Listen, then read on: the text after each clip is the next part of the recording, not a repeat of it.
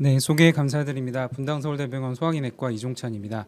우선 어려운 시기에 각자의 자리에서 최선을 다하시는 여러 선생님들께 존경의 말씀을 전하고자 합니다. 오늘 말씀드릴 내용은 개원가 혹은 2차 병원 선생님들께서 만성췌장염을 관리하실 적에 어떤 점을 보실 수 있을지 말씀을 좀 나눠보고자 합니다. 오늘 말씀 나눈 개요는 전반적인 개요나 진단 치료에 이어서 현실적으로 처방을 하실 적에 췌장 요소들이 종류가 무엇이 있고 어떤 것이 도움이 될지, 그리고 마지막에 한두 가지 좀 제언을 드리고 마무리하고자 합니다. 우선 시작하기 전에 컨셉을 먼저 정의를 하고 갔으면 좋겠는데요. 우리가 어큐트 판크레아타이티스가 있고 크로닉 판크레아타이티스가 있습니다. 그러면은 어큐트 판크레아타이티스는 어큐트 헤파타이티스와 비슷한 위치, 크로닉 판크레아타이티스는 만성 간염과 비슷한 위치라고 언어상으로는 이해하기가 쉬운데, 사실은 이게 약간 미스노머인 것이, 사실 개념으로 치자면 시로시스에 조금 더 가깝습니다. 이게 일반인용 영어 홈페이지에 보면 시로시스가 스카링 스테이투스라고 하는데, 크로닉 판크레아타이티스는 완전히 굳어진 스카링까지는 아니지만 파이브로 인플라마토리하게 계속 진행되는 과정이라서 환자분께 설명드릴 때도 만성 간염보다는 간경화의 췌장 버전이라고 설명하시면 조금 더 환자분들이 이해하시기 편하실 것 같습니다. 그리고 두 번째 말씀드릴 것은,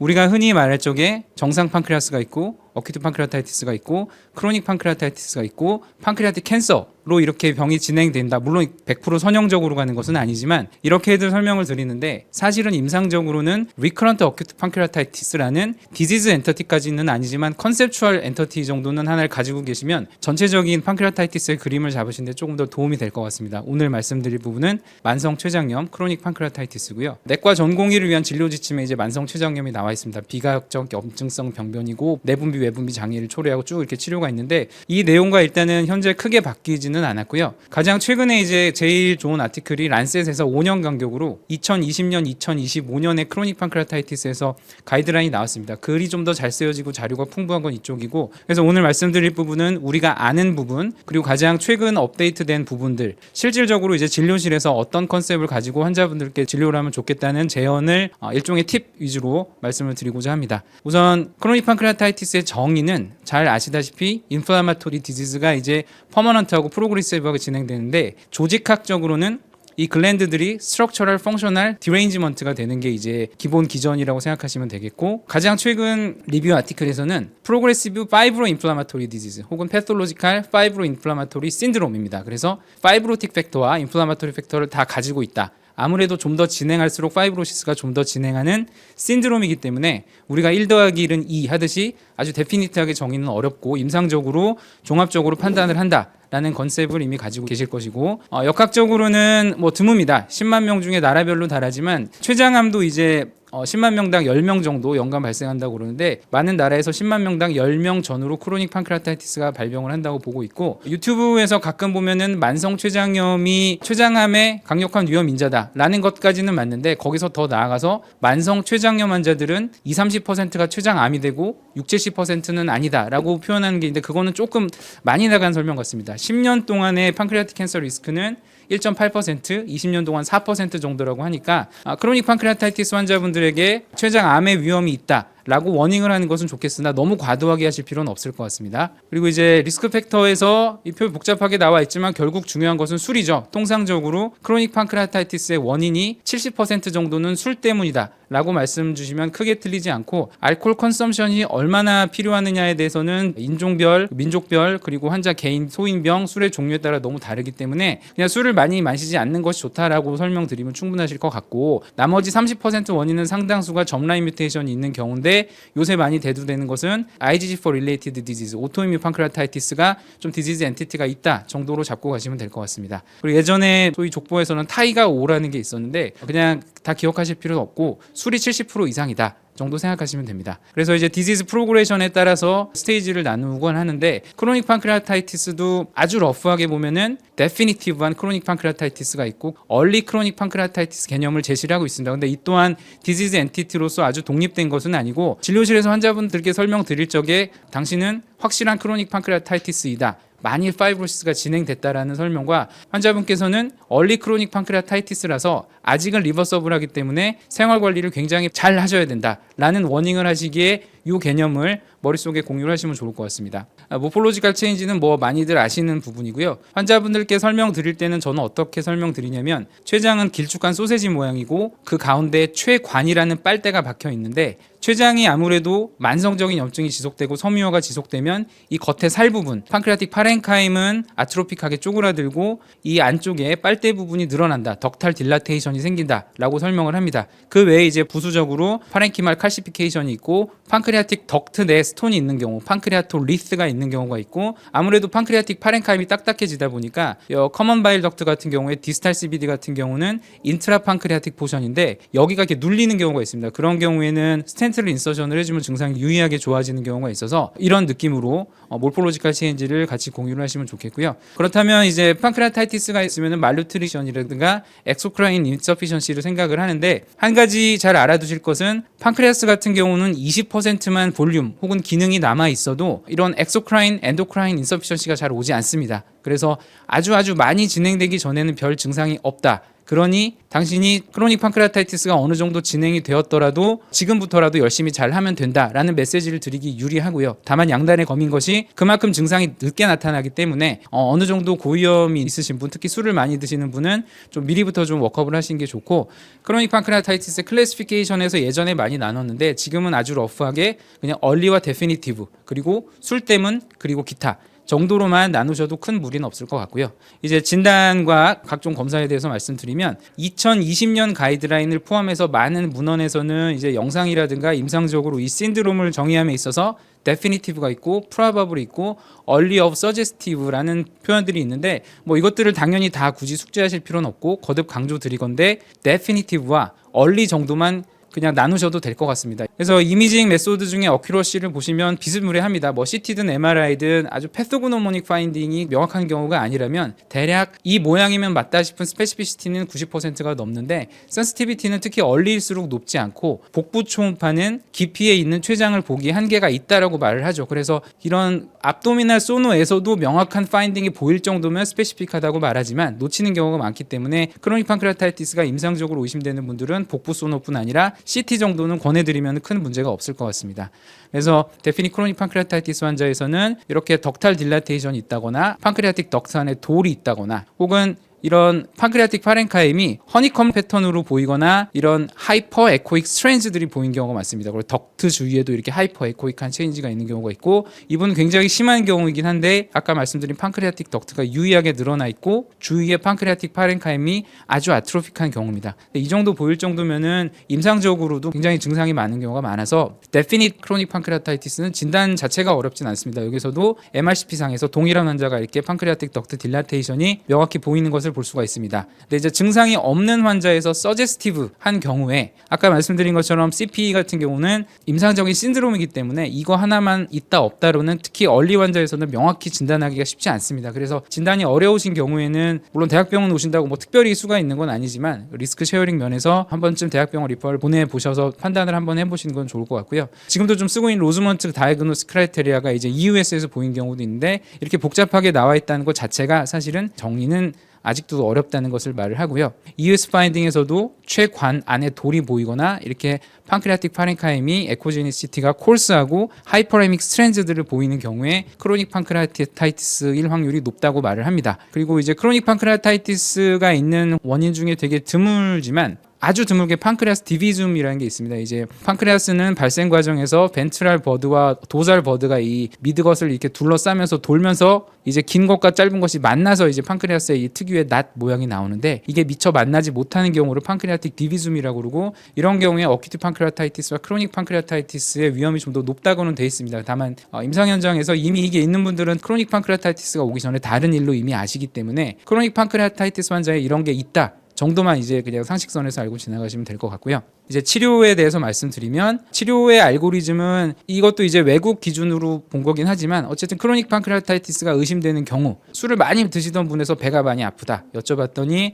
그동안 어큐트 판크레아타이티스 진단을 받아본 적이 여러 번 있지 않느냐라고 하면 예 하는 경우에 이제 쭉 진행을 하게 되는데 크게 보면은 통증 그다음에 exocrine insufficiency, 판크레아틱 엔자임이 적게 나오고 소화불량이 되는 경우를 말하죠. 그리고 다이아비티스 같은 endocrine insufficiency가 있는 경우를 말하는데, 아까 말씀드린 것처럼 exocrine insufficiency나 endocrine insufficiency가 있는 경우는 판크레아틱 볼륨 혹은 펑션 자체가 20%까지밖에 안 되는 경우로 진행이 돼야 되기 때문에 보통 얼리 판크레아타이티스를 포함한 많은 크로닉 판크레아타이티스 환자에서는 페인, 통증 조절이 이제 가장 큰 요소이긴 합니다. 그래서 페인, 엑소크라인, 엔도크라인 중에서 페인을 먼저 말씀을 드리면, 크로닉 판크레아타이티스 환자에서 통증이 왜 오느냐는 아직도 명확히 밝혀지진 않았지만 여러 제시되는 기전으로는 인트라덕탈 하이퍼텐션입니다. 판크레아틱 덕트 안에가 아무래도 중간중간에 스트릭처가 있고 막혀있고 하다 보면 여기가 압력이 올라가고 혹은 돌이 있는 경우는 더욱 그렇기 때문에, 혹은 아무래도 파이브로틱 체인지가 있기 때문에 블러드 서플라이가 마이크로 레벨에서 좀 좋지 않기 때문에 마이크로 이스케미아가 있는 경우,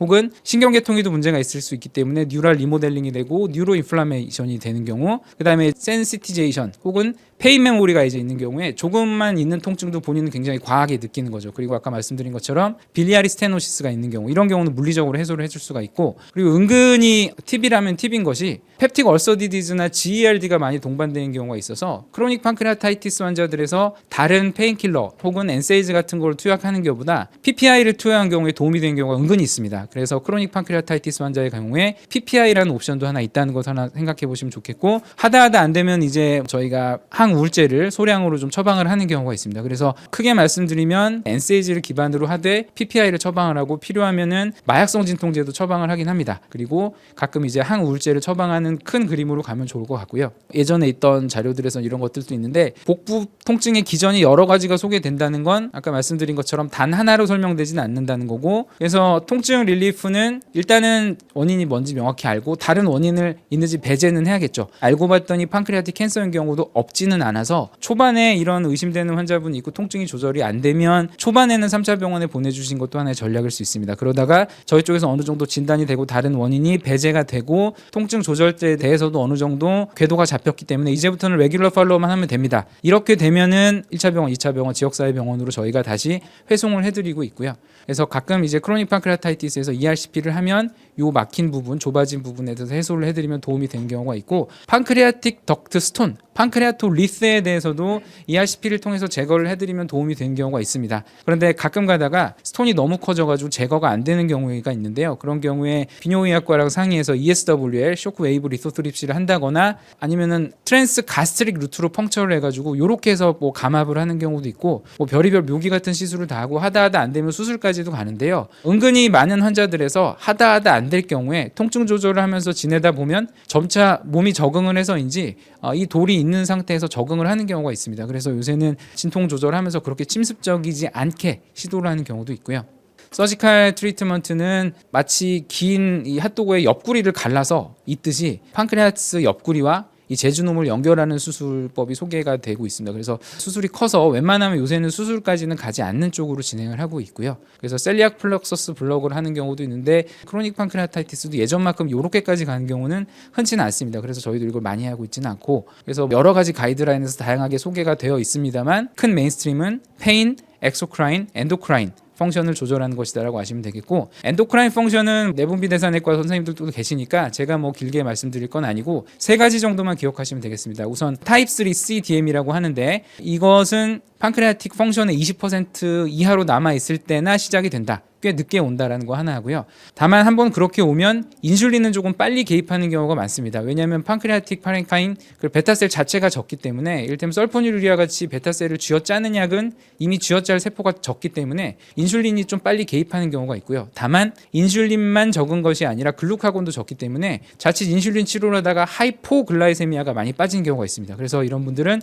인슐린이 빨리 개입하지만 그만큼 또 하이포글라이세미아 위험이 있기 때문에 크로닉 판크레아타이티스로 인한 당뇨 환자들은 이 세 가지 컨셉만 기억하고 지나가시면 좋을 것 같고요. 하나만 팁으로 말씀드리면, 성인기에서 갑자기 당뇨가 오거나 갑자기 당뇨가 안 되는 분들 중에서 진짜 췌장암이 원인인 분들은 100명에 1명 정도를 알려져 있습니다. 그래서 100명에 99명은 당 조절이 안 된다고 다 췌장암의 공포를 가질 필요는 없고요. 엔자임 리플레이스먼트에서 말씀을 드리면, 엑소크라인 펑션에서 판크레아틱 엔자임을 저희가 투여를 하는데, 이제 이거는 이따 나중에 자료 보시고, 아밀라즈, 프로테아즈, 라이페이즈가 크게 세 가지가 있어서 이것들을 모아서 판크레아틴이라고 하고, 여기서 하나만 말씀드리면, 판크레아틱 엔자임 리플레이스먼트 할 적에 대략 췌장 수술을 안 한 경우에는 하루에 5만 유니트, 췌장 수술을 한 경우에는 7만 5천 유니트. 그 숫자만 대략 가져가 보시면 판크레아틴을 다 통틀어서 파자임 컴플렉스 같은 경우는 다 합치면 10,000 정도가 넘습니다. 그래서 합치면 하루에 한 3, 4만 정도를 복용을 할 수가 있고, 그냥 파자임 대비 파자임 컴플렉스를 선호하는 경우는 환자분들이 이제 파자임을 판크레아틱 엔자임 리플레이스먼트를 하니까 나는 소화가 잘 돼라고 생각하는 경우가 있는데, 은근히 사실은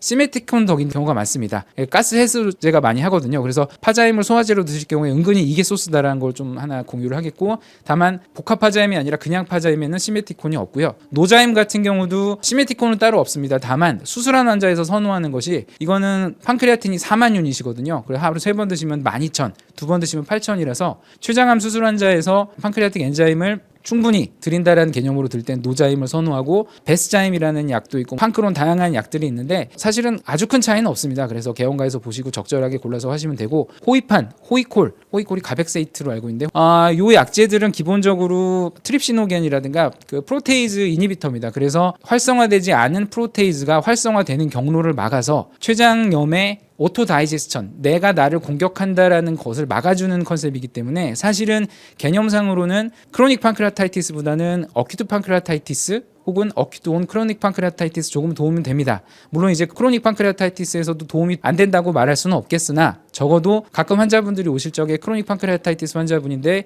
이런 호이판이나 호이콜 같은 약들을 마치 크로닉 판크레아타이티스에서 메인스트림 약이냐 신주단지처럼 꼭 드시는 분들이 있는데, 그 정도 위상은 아니라는 거, 뭐 드시면 도움 되는 경우도 있겠지만 그 정도 말씀드릴 수 있을 것 같고, 베아제라든가 이제 회스탈 플러스도 굉장히 오래된 약인데 클래식하지만 좋은 약이더라고요. 그래서 회스탈 드시는 경우에 도움 많이 될 수 있습니다. 그래서 이렇게 말씀드렸고, 마지막으로 말씀드릴 부분은 결국에는 3차 병원과 1, 2차 기관의 협업 문제인데, 3차 병원에서 처음에 크로닉 판크레아타이티스 진단을 하고 크로닉 판크레아타이티스 외의 원인을 감별을 하고 캔서 워크업을 하고 적절한 약을 찾고 등등까지는 3차 병원에서 할 수 있지만, 환자분이 어느 정도 궤도에 올라서 적절하게 약을 처방을 받으시고 6개월이나 1년 간격으로 캔서 워크업을 할 적에는 1, 2차 병원에서도 충분히 하실 수가 있기 때문에, 이렇게 연계 시스템이 잘 되어 있으면 여러 가지로 좋을 것 같습니다. 그래서 만성췌장염은 크로닉 파이브로 인플라마토리 디지즈 신드롬이라는 거, 개념은 얼리와 데피닛 정도로만 나누면 충분하고, 관리의 핵심은 원인 제거하고 말리그넌시 스크리닝하고 증상을 조절하는데, 증상 조절에는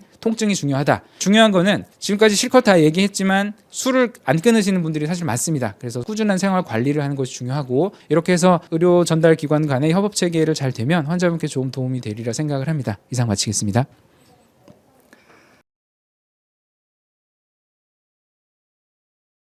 일단은 특징적인 췌장 자체의 이제 해부학적 위치가 중요한데, 췌장은 항상 설명드릴 적에 위쪽 뒤쪽에 있는 장기라고 말씀을 드립니다. 그래서 명치 쪽 높이에 위와 척추 사이에 있기 때문에 등 쪽으로 방사하는 우리한 통증이 위쪽에 있다라는 통증이 특징적이긴 한데, 그렇게만 오시진 않고요. 생뚱맞게 옆구리 통증으로 오시는 경우도 있어서 췌장의 위치를 생각을 하시면 좀 좋을 것 같고, 식후에 악화되는 경우도 많다고는 되어 있는데 환자분들 보면 또 그렇지도 않습니다. 그래서 그 부분 좀 유의할 수 있을 것 같고, 좀 크로닉하게 우리하게 오는 양상이 있다 정도일 것 같고, 아까 말씀드린 것처럼 펩틱 얼서 디지즈를 한 번쯤은 감별할 필요가 있습니다.